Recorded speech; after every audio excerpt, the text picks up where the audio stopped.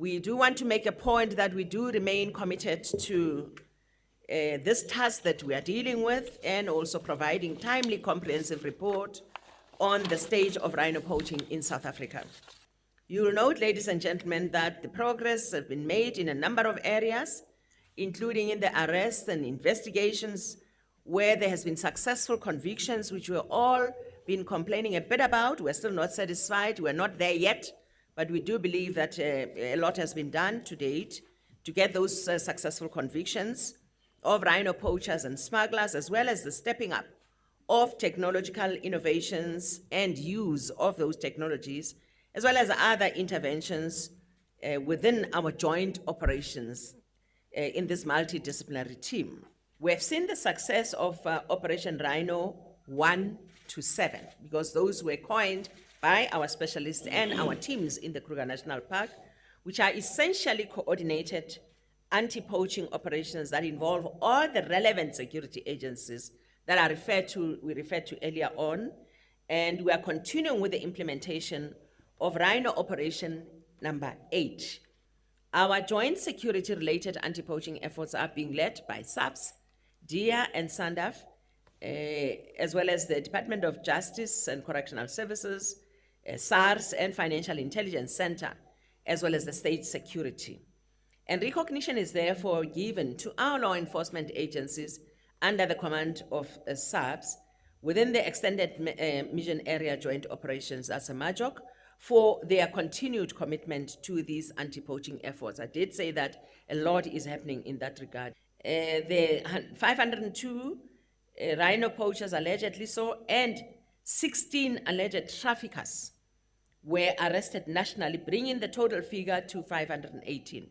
We're deliberately talking about the traffickers, just to illustrate to yourselves and to the country that indeed we are beginning to get into the areas where they had not been previously, we had not been able to actually move into. The traffickers are people who are operating above level 5 and 6. It would be important, ladies and gentlemen, for us to mention that there has been arrests made for poaching-related offenses from amongst our own personnel. Regrettably, during 2017, 21 officials were arrested in this regard, and they cut across government departments. In line with the national government's commitment to root out corruption, SANParks has instituted a program of what we call integrity testing, but it is going to have to be a fully blown vetting process throughout the organization. This integrity testing has been conducted or is just now being finalized, but we're going to have to make it into a vetting process, a full-blown one. As a result of our anti-poaching strategy in the Kruger National Park, we are now seeing the decrease in this number of poachers, as I said, with a total of 2,662 recorded in 2017, compared to 2,883 in 2016. This represents a percentage decrease of 7.6%.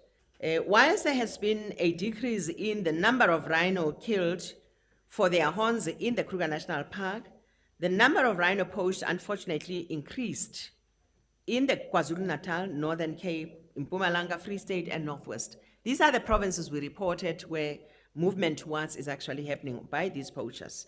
And this is what, in one of those provinces we've already set up in the Eastern Cape, where we've already set up that IPZ.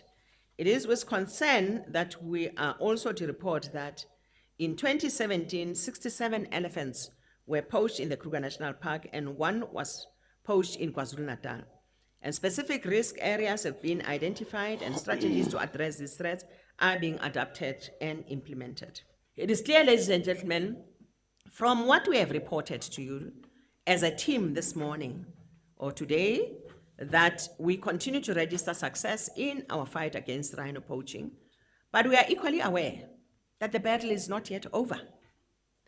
That we have actually seen such notable success as a decrease in the poaching rate in the Kruger National Park is as a result of many of our stakeholders, our partners who are there. Would like to thank our real heroes who are rangers, all our law enforcement agencies who remain at the forefront of this fight when some of us are sleeping somewhere. They are out there in the cold fighting through thick and thin. Without their efforts, we would surely be seeing more losses than we have today. We want to once again call all our members of the public here in South Africa and in our neighboring countries as well to report any suspicious activity around wildlife to our environmental crime hotline, which is the number 0800-205-005, or the SAPS number, which is 1011 that we all know. Easy to remember that one. Would like to thank you, ladies and gentlemen.